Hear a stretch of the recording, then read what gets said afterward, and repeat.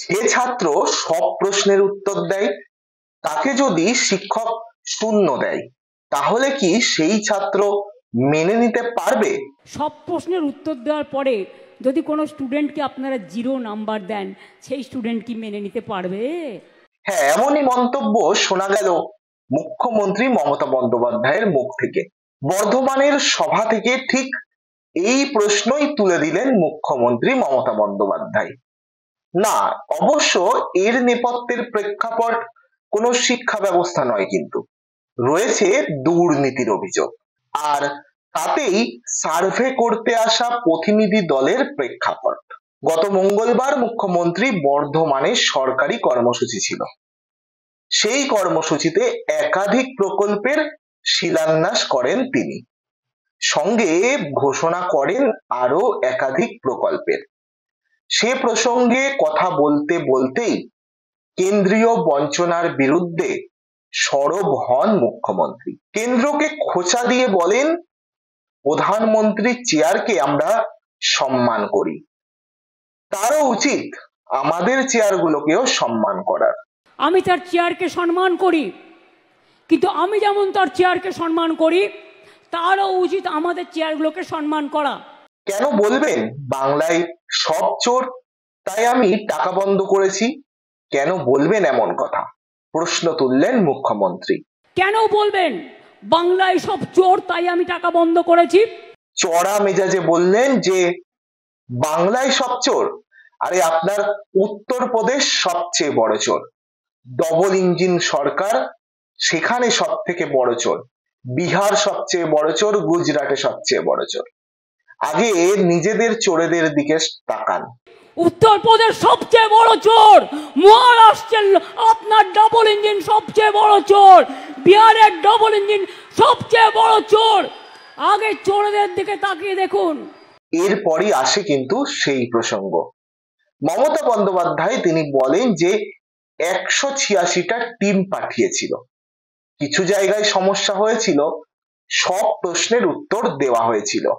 সব প্রশ্নের উত্তর দেওয়ার পরও যদি কোনো ছাত্রকে 0 নম্বর দেওয়া হয় তাহলে সেই ছাত্র কি মেনে নিতে পারবে? সব প্রশ্নের উত্তর দেওয়ার পরও আপনারা নম্বর কাটছেন আর বাংলাকে বলছেন চোর। নাম না করে খোঁচা দিয়ে তিনি বলেন যে চোরের গদ্দারকে নিয়েই তো আপনারা মিটিং মিছিল করছেন। চোরের গদ্দারদের নিয়ে আপনারা মিটিং করছেন আর আপনারা বাংলাকে চোর বলছেন।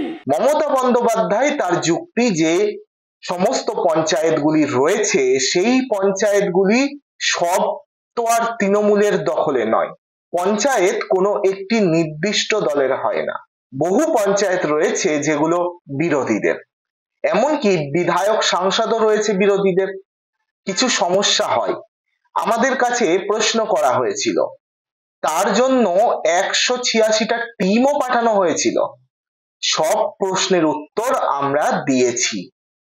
প্রসঙ্গত বলে রাখি যে বাংলায় আবাস যোজনার দুর্নীতি থেকে শুরু করে রাজ্যে অবৈধ খনি, বালি চুরি থেকে শুরু করে একাধিক দুর্নীতি, সেই সমস্ত দুর্নীতির অভিযোগে তদন্তে বঙ্গে এসেছিলেন কেন্দ্রীয় প্রতিনিধি দল।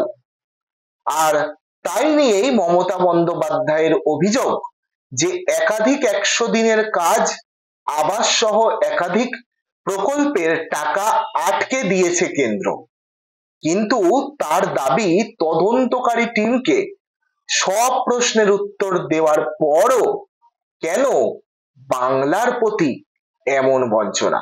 ওই বর্ধমানের সভা থেকে চড়া মেজাজে মুখ্যমন্ত্রী মমতা বন্দ্যোপাধ্যায় তিনি একের পর এক প্রশ্ন ছুড়ে দেন কেন্দ্রীয় সরকারের দিকে এবং তাদের বিরুদ্ধে একের পর এক অভিযোগ, ক্ষোভ উগরে দেন।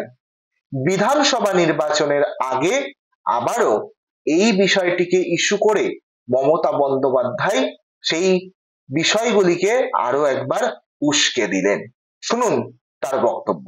যারা শুধু বলে যায় পশ্চিমবাংলা, আমি এটা এক্সপেক্ট করি না প্রাইম মিনিস্টারের কাছ থেকে, আমি তার চেয়ারকে সম্মান করি, কিন্তু আমি যেমন তার চেয়ারকে সম্মান করি, তারও উচিত আমাদের চেয়ারগুলোকে সম্মান করা। কেন বলবেন বাংলায় সব চোর তাই আমি টাকা বন্ধ করেছি?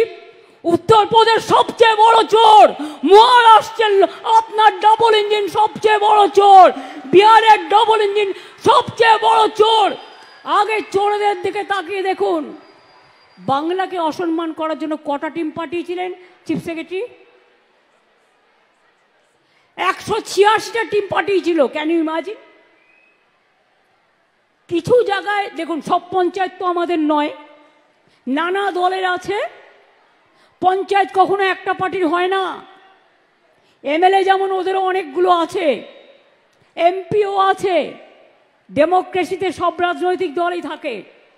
কিছু প্রবলেম হয়েছিল, আমাদের কাছে প্রশ্ন করা হয়েছিল, তার জন্য 186টা টিম পাঠানো হয়েছিল। সব প্রশ্নের উত্তর দেওয়া হয়েছে। সব প্রশ্নের উত্তর দেওয়ার পরে যদি কোনো স্টুডেন্টকে আপনারা 0 নাম্বার দেন, সেই স্টুডেন্ট কি মেনে নিতে পারবে? পারবে? সব প্রশ্নের উত্তর দেওয়ার পরেও আপনারা নাম্বার কাটছেন আর বাংলাকে চোর বলছেন। চোরের গদ্দারদের নিয়ে আপনারা মিটিং করছেন আর আপনারা বাংলাকে চোর বলছেন। লজ্জা করে না? লজ্জা, ঘৃণা, ভয় 3 থাকতে নয়, একটা কান না কাটা থাকলে আর একটা কান কাটার ভয় থাকে। এদের দুটো কানই কাটা, তাই কান কাটার কোনো ভয় নেই। আজকের প্রতিবেদন এখানেই সমাপ্ত করছি। আবারও নতুন কোনো প্রতিবেদনে অবশ্যই দেখা হবে। দেখতে থাকুন N24 টিভি।